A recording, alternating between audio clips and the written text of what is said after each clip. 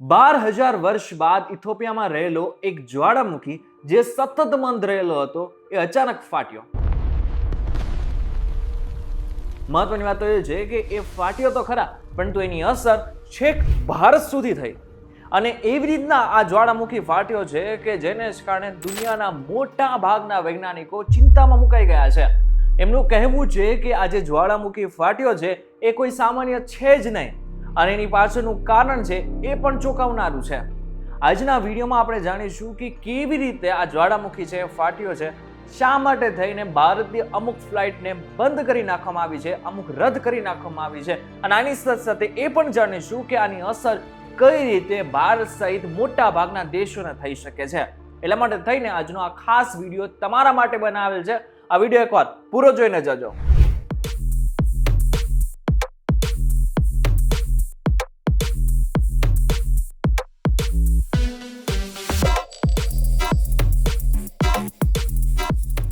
નમસ્કાર, welcome back Fox YouTube digital પર તમે જોઈ રહ્યા છો ડેલી ડોઝ. હું છું આપનો દોસ્ત કરણ ચાવડા.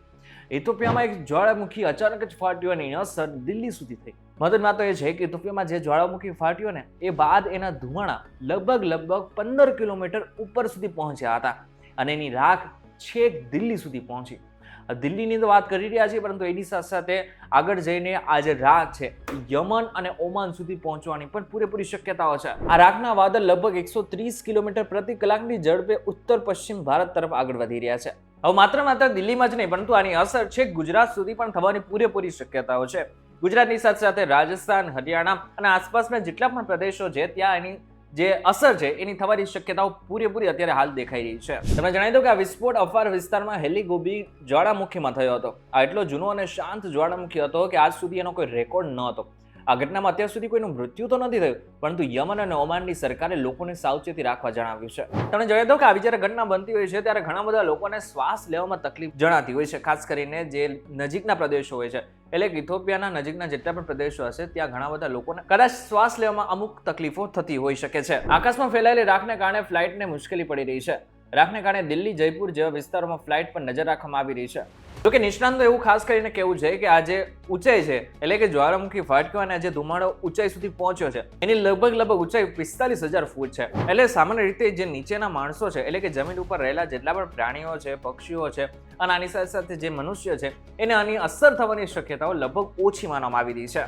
હાલ પૂરતું મંગળવારે અને બુધવારે સવારે સૂર્યોદય સમયે આકાશ થોડું વિચિત્ર અને રંગબેરંગી દેખાઈ શકે છે. અને બીજી બાજુ ડીજીસીએ પણ ખાસ કરીને ફ્લાઇટ્સને અને ફ્લાઇટની કંપનીઓને ખાસ કરીને અમુક નિર્દેશ પણ આપી દીધા છે, જેથી આગળના સમયમાં કોઈ પણ પ્રકારના પેસેન્જરને અને આની સાથે ફ્લાઇટને નુકસાન ન થાય અને કોઈનો જીવ ન જાય. ડીસીસીએ કહ્યું છે કે એરલાઇન્સે રાખવાળા વિસ્તાર ઉપર ઉડાન ન ભરી ફ્લાઇટનો રૂટ અને પ્લાનિંગ બદલી નાખો, અને જો કોઈ ફ્લાઇટ રાખને સ્પર્શે છે તો તરત જ એની જાણ કરવી પડશે.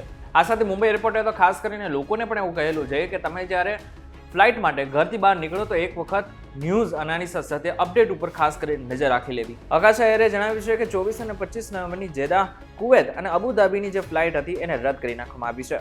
બીજી બાજુ એર ઇન્ડિયા અને ઇન્ડિગો બંને અલગ રીતે આ સ્થિતિ પર નજર રાખી રહ્યા છે. હવે એક વખત આ જ્વાળામુખી ફાટી ગયો છે એ ન્યૂઝ તો તમારા સુધી પહોંચી ગયા છે, પરંતુ આની અંદરથી સલ્ફર ડાયોક્સાઇડ નામનો જે વાયુ છે એ નીકળ્યો છે. તમને જણાવી દઉં કે સલ્ફર ડાયોક્સાઇડ કોઈ સામાન્ય નથી.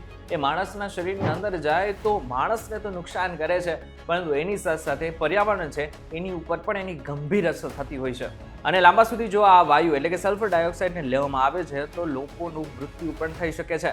હવે મહત્વનો પ્રશ્ન કે આ જ્વાળામુખી ફાટ્યો કઈ રીતે? હેલિગોબી અફાર રિફ્ટનો એક ભાગ છે. આ એક એવો વિસ્તાર છે કે જ્યાં પૃથ્વીની ટેક્ટોનિક પ્લેટો સતત ખસી રહી છે. આ ક્ષેત્રના અન્ય જ્વાળામુખી જેમ કે એટા એલેને પહેલેથી સતત મોનિટર કરવામાં આવી રહી છે. આવી સ્થિતિમાં હેલિગોબીની અચાનક સક્રિયતા એક પ્રશ્ન પણ ઉભો કરે છે. આ જે જ્વાળામુખી છે સૌથી પહેલા તો કેવી રીતના ફાટે છે? જેમ ટેક્ટોનિક પ્લેટો એકબીજા સાથે અથડાય છે, અલગ થાય છે અથવા એકબીજાની નીચે ધસી જાય છે, ગરમી વધે છે, જેનાથી પૃથ્વીના પોપડાની નીચેનો જે વાતાવરણ હોય છે એ પીગળી જાય છે.